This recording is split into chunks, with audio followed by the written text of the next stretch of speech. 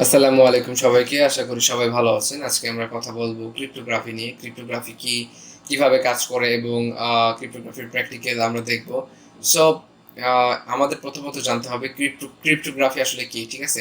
So cryptography হচ্ছে এমন এক ধরনের পদ্ধতি যে পদ্ধতির মাধ্যমে কোনো ডাটা বা ইনফরমেশন যেটা প্লেন টেক্সটে থাকে, প্লেন টেক্সটকে সাইফার টেক্সটে এনক্রিপ্টেড পদ্ধতির মাধ্যমে আমরা যে রিসিভারের কাছে প্রেরণ করে থাকি সেটাই হচ্ছে মূলত ক্রিপ্টোগ্রাফি।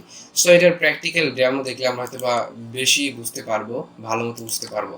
তো ধরুন এখানে হচ্ছে সেন্ডার একটা, এখানে সেন্ডার, এখানে রিসিভার। তো স্নিফিং এর ক্ষেত্রে কি হয়েছিল, সেন্ডার থেকে যখন রিসিভার ডাটা যাচ্ছিল তখন আমরা এয়ার শার্কের মাধ্যমে কিন্তু বুঝতে পারলাম যে আমাদের কিন্তু ডাটাটা পড়ে নেওয়া সম্ভব, ঠিক আছে? সো ডাটা যখন পড়ে নেওয়া সম্ভব তখন কিন্তু ডাটার কিন্তু লঙ্ঘন হইলো, ঠিক আছে? তো এই ইনক্রিপশন পদ্ধতি ব্যবহার করার মাধ্যমে কি হয়, সেই ডাটাটাকে আমরা লুকাইতে পারি কোনো একটা ইনক্রিপশন মেথড ইউজ করার মাধ্যমে, যাতে কেউ যদি সেই ডাটাটা দেখে ফেলে তাহলে সেই সেই হিজিবিজি কোড দেখতে পারবে, রিয়েল ডাটাটা দেখতে পারবে না। যার কারণে ডাটা কিন্তু সুরক্ষিতভাবে, ইনফরমেশনটা কিন্তু সুরক্ষিতভাবে সেন্ডার থেকে রিসিভারে প্রেরণ হবে, ঠিক আছে? সো একটু যদি আমি ক্লিয়ারলি বিষয়টা বুঝাই দিই তাহলে হয়তো আরেকটু সুবিধা হয়, ঠিক আছে? এখানে সেন্ডার, এখানে রয়েছে রিসিভার, ঠিক আছে? ওকে। সো ধরেন এটা হচ্ছে আপনি, এটা হচ্ছে আপনার ফ্রেন্ড। তো আপনি হচ্ছে আপনার ফ্রেন্ডকে হচ্ছে আপনার ইউজার নেম এবং পাসওয়ার্ড দিলেন ফেসবুকের, আপনার ফেসবুকে একটা সমস্যা হচ্ছে, ঠিক আছে? এই জন্য হয়তো বা দিয়েছেন, আপনার ফ্রেন্ড ভালো বুঝে। তো মাঝখান থেকে যদি কেউ সেটা দেখে ফেলে তাহলে কিন্তু আপনার অ্যাকাউন্টের অ্যাক্সেস কিন্তু তার হাতে চলে যাবে। আমি জাস্ট বোঝানোর পারপাসে কথাটা বলতেছি। তো ধরেন আপনার কিন্তু চলে যাবে, আপনার কিন্তু ইউজার নেম পাসওয়ার্ড চলে যাবে। তো আপনি আপনি কি করেন, আপনি হচ্ছে ইনক্রিপ্টেড পদ্ধতি ব্যবহার করলেন। ইনক্রিপ্টেড পদ্ধতি ব্যবহার করার মাধ্যমে আপনি যেটা করলেন, সেই হচ্ছে টেক্সটটাকে বদলে দিলেন। যার কারণে মাঝখান থেকে যদি কেউ সেই কোডগুলো দেখে তাহলে সে বুঝতে পারবে না আসলে ইউজার নেম আর পাসওয়ার্ড কোনটা, ঠিক আছে? সে কিন্তু আসলে কি বুঝতে পারবে না এটা আসলে কি। সো আপনার ডাটা কিন্তু খুব সুরক্ষিতভাবে কিন্তু আপনার বন্ধুর কাছে চলে গেল। এটা হচ্ছে মূলত একটা ইনক্রিপশন পদ্ধতির মাধ্যমে আমরা এটা করে থাকি। সো আশা করা যায় ক্রিপ্টোগ্রাফি সম্পর্কে, ক্রিপ্টোগ্রাফি কি সেটা আসলে আমরা বুঝতে পারছি, ঠিক আছে? সো একটু আগাই সামনে। ক্রিপ্টোগ্রাফির টেকনিক্স নিয়ে যদি কথা বলি, ক্রিপ্টোগ্রাফির টেকনিক্স হচ্ছে মূলত 4 ধরনের উপর ডিপেন্ডেন্ট করে। একটা হচ্ছে কনফিডেন্সিয়ালিটি। কনফিডেন্সিয়ালিটি হচ্ছে কি, আপনার হচ্ছে 100% কনফিডেন্স যে আপনি যে ডাটা প্রেরণ করতেছেন সেই ডাটা অন্য কেউ দেখতে পারবে না বা পড়তে পারবে না, বা সেই ডাটার সাথে কোনো কিছুই করতে পারবে না, এবং কনফিডেন্সলি ভাবে আপনি ডাটা আপনার নির্দিষ্ট ব্যক্তির কাছে পৌঁছাচ্ছেন এবং এবং আপনি হচ্ছে সিকিউরলি ভাবে পৌঁছাচ্ছেন, সেটা হচ্ছে কনফিডেন্সিয়ালিটি, ঠিক আছে?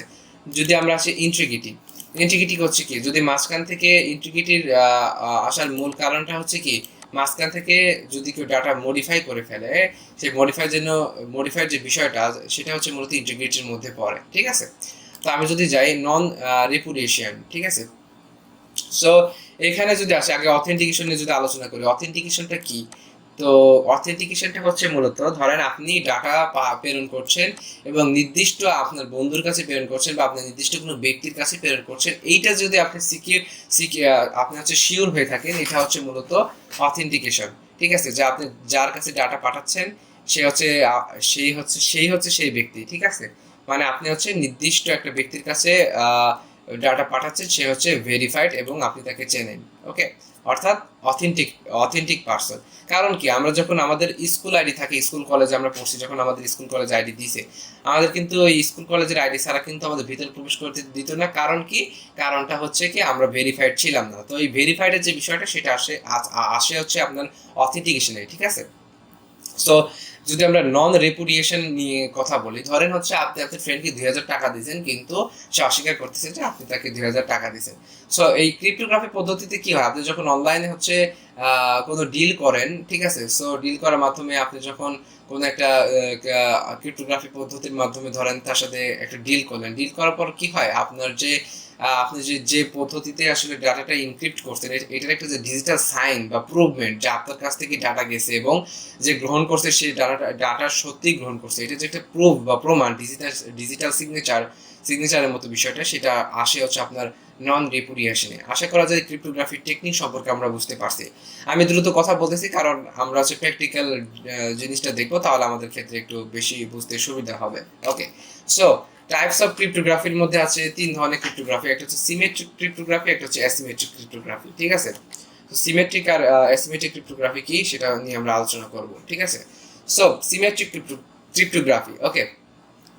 সিমেট্রিক ক্রিপ্টোগ্রাফি হচ্ছে এমন এক ধরনের ক্রিপ্টোগ্রাফি যেখানে মূলত আমাদের তো বিষয়টা হচ্ছে এখান থেকে ডাটা এখানে প্রেরণ করতে কি কি লাগবে, একটা কি লাগবে আর এখানে একটা কি লাগবে, ঠিক আছে। এই চাবি ছাড়া বা পাসওয়ার্ড ছাড়া কিন্তু আপনি ডাটা তার কাছে পাঠাতে পারতেছেন না, এবং কিন্তু আপনার বন্ধু ডাটা কিন্তু গ্রহণ করতে পারতেছে না। সো আপনার কাছে ধরেন একটা কি আছে, যে কিটা হচ্ছে 1 2 3 4, এবং আপনার বন্ধুর কাছে ওই সেম কিটা আছে 1 2 3 4। এই যে সেম কিটার মাধ্যমে আপনি ডাটা পাঠাতে পারবেন এবং সেই ডাটাটা দেখতে পারবে, এটার যে প্রক্রিয়া সেটা হচ্ছে মূলত সিমেট্রিক হচ্ছে ক্রিপ্টোগ্রাফি। অর্থাৎ সিমেট্রিক ক্রিপ্টোগ্রাফিতে ডাটা ইনক্রিপশন এবং ডিক্রিপশনের যে পদ্ধতিটা সেটা হচ্ছে একই কি ব্যবহার করে করা হয়। ওকে। আর অ্যাসিমেট্রিক ক্রিপ্টোগ্রাফি কি, ধরেন যে একটা হচ্ছে পাবলিক কির মাধ্যমে আপনি হচ্ছে আপনার বন্ধুকে হচ্ছে ডেটাটা প্রেরণ করলেন, এবং আপনি বললেন যে তার কাছে যে প্রাইভেট কিটা আছে সেটা দিয়ে হচ্ছে ডাটাটা যেন ডিক্রিপ্ট করে, ঠিক আছে। প্রাইভেট কিটা আছে সেটা দিয়ে যেন সে ডাটা ডিক্রিপ্ট করে। তো একটা বিষয় হচ্ছে যে পাবলিক কির মাধ্যমে আপনি যেহেতু ডাটা প্রেরণ করলেন, একটা গুরুত্বপূর্ণ ইনফরমেশন প্রেরণ করলেন, ডিক্রিপ্ট করার জন্য যে তার যে প্রাইভেট কিট আছে সেটা ব্যবহার করলো, তারপর হচ্ছে সে ইনফরমেশনটা দেখতে পারলো। তাহলে আসলে বিষয়টা কি দাঁড়াচ্ছে, সিমেট্রিক ইনক্রিপশনের বিষয়টা দাঁড়াচ্ছে যে একই কি ব্যবহার করে যে হচ্ছে মেথডটা ইউজ করে হচ্ছে ডাটা ইনক্রিপশন এবং ডিক্রিপশন করা হচ্ছে সেটা হচ্ছে সিমেট্রিক, এবং ভিন্ন ভিন্ন কি ইউজ করে, ধরেন পাবলিক এবং প্রাইভেট কি আলাদা আলাদা কি ইউজ করে যে পদ্ধতিটি ব্যবহার করে ডাটা ইনক্রিপশন এবং ডিক্রিপশন করা হচ্ছে সেটা হচ্ছে মূলত অ্যাসিমেট্রিক ইনক্রিপশন। এখানে আমি একটা হচ্ছে আপনার ছবি হচ্ছে রাখছি, এখানে দেখেন যে হ্যালো হ্যালো লেখাটা ইনক্রিপশন কি পদ্ধতিতে, এটা ইনক্রিপশন পদ্ধতিতে কি হচ্ছে, প্লেন টেক্সটটা সাইফার টেক্সটে, হ্যালোটা সাইফার টেক্সটে রূপান্তর হইলো, সাইফার টেক্সটে রূপান্তর হওয়ার পরে কিন্তু এটা কিন্তু ইনক্রিপশন পদ্ধতিতে রূপান্তর হলো। এখন আমার যে বন্ধু আছে বা আমি যার কাছে ইনফরমেশনটা সেন্ড করতেছি, সে ডিক্রিপশন কির মাধ্যমে কি করলো, হ্যালো হ্যালো কিন্তু এটা করে নিল কিভাবে, ডিক্রিপশন পদ্ধতির মাধ্যমে। এই যে কি যে বিষয়টা আছে ইনক্রিপশন কি ডিক্রিপশন কি, এটা মূলত ব্যবহার করা হয়ে থাকে কি করার জন্য, কোনো ডাটা ইনক্রিপ্ট এবং ডিক্রিপ্ট করার জন্য। তো এটা মূলত কয় ধরনের হতে পারে, দুই ধরনের, একটা হচ্ছে সিমেট্রিক, একটা হচ্ছে অ্যাসিমেট্রিক। সিমেট্রিকের মাধ্যমে দুই পাশের কি সেম হবে, এবং অ্যাসিমেট্রিকের ক্ষেত্রে দুই পাশের কি আলাদা আলাদা হবে। আশা করা যায় আমরা বুঝতে পারছি। ওকে। সো এখন আমাদের যেটা বুঝতে হবে সেটা হচ্ছে যে আরেকটা আছে যেটা আমরা কথা বলবো, সেটা হচ্ছে হ্যাশ ফাংশন। হ্যাশ ফাংশনটা মূলত কি, হ্যাশ ফাংশনটা হচ্ছে এমন এক ধরনের পদ্ধতি যেটা ব্যবহার করার মাধ্যমে ধরেন প্রথমত ডিজিটাল সিগনেচার এটা ব্যবহার করা হয়। আপনি যদি কখনো একটা হ্যাশ ভ্যালু ক্রিয়েট করেন সেটাকে কিন্তু পূর্বের অবস্থায় ফিরে আনতে পারবেন না, এবং হ্যাশ ভ্যালুটা মূলত পাসওয়ার্ড সিকিউরিটির ক্ষেত্রে এবং ডিজিটাল সিগনেচারের ক্ষেত্রে বেশি ব্যবহার করা হয়, যাতে আপনি যার কাছে ডাটা পাঠাচ্ছেন সে অস্বীকার করতে না পারে, কারণ সে হ্যাশ ভ্যালু যদি দুই একটা চেঞ্জ করে পুরো ভ্যালুই কিন্তু আসলে চেঞ্জ হয়ে যাবে, যার কারণে কিন্তু সে কোনো ধরনের মিথ্যা আরোপ করতে পারবে না। এবং আরেকটা বিষয় আছে কি, ডাটা লঙ্ঘন বা ইন্টিগ্রিটি হবে না। ইন্টিগ্রিটি কেন হবে না, কারণ হ্যাশ ফাংশনের মাধ্যমে আপনি ডাটাটা যখন হ্যাশ ফরম্যাটে চলে যায় তখন কিন্তু সেটার রিকভারি করা পসিবল হয় না। তাই ডাটা হচ্ছে আপনি যাকে পাঠাবেন তার কাছে যাবে এবং সিকিউরলি ভাবে ডাটাটা পৌঁছাবে। এখন আপনি যদি হ্যাশ ফাংশন নিয়ে যদি একটু ভালো মতো শিখতে চান, তাহলে আপনাকে কি করতে হবে, বার এআই আপনি চলে যাবেন, গিয়ে লিখতে হবে হোয়াট ইজ যদি জানতে চান ভালো মতো, what is hash function.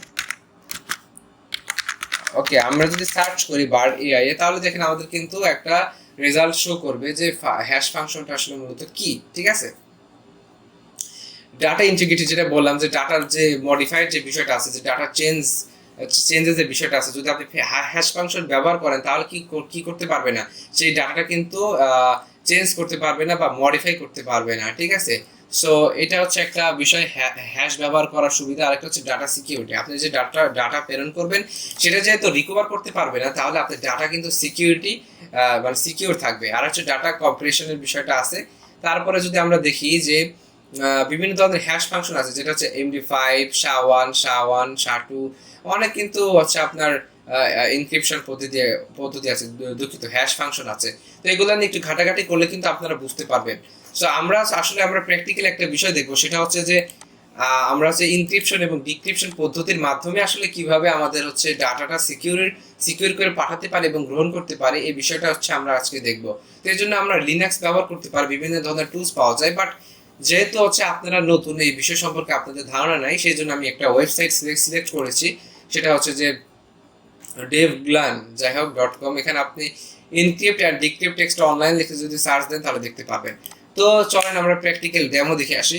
So practical ডেমোতে আমরা দেখতে পাচ্ছি এখানে আমাদের বলতেছে যে টেক্সট এনক্রিপশন। ধরেন আপনি হচ্ছে দিলেন কি মাই নেম ইজ ডেভিড, ওকে। ধরেন মাই নেম ইজ ডেভিড দিলেন, এটা হচ্ছে আপনি এনক্রিপ্ট করবেন। এনক্রিপ্ট হচ্ছে একটা কির মাধ্যমে, সিক্রেট কির মাধ্যমে আপনি এনক্রিপ্ট করবেন, যেই কিটা হচ্ছে হ্যালো, অন্য কিছু দিয়ে আমরা এখানে দিতে পারি যে আচ্ছা হ্যালো দিলাম। ধরেন হ্যালো হচ্ছে আপনার একটা সিক্রেট কি, যার মাধ্যমে কিন্তু আপনি এনক্রিপ্ট করলেন ডাটা। তো ডাটাতে এনক্রিপ্ট করে দিলেন এবং তাকে প্রেরণ করে দিলেন, ঠিক আছে, আপনার বন্ধুকে প্রেরণ করে দিলেন। এখন হচ্ছে আপনার বন্ধুর পাশে আমরা আসি। বন্ধুর কাছে ধরেন যে আপনি ডাটা প্রেরণ করলেন এবং সে এটা ডিক্রিপ্ট করবে। সো তার কাছে যদি কি না থাকে, ঠিক আছে, তাহলে কিন্তু সে করতে পারবে না।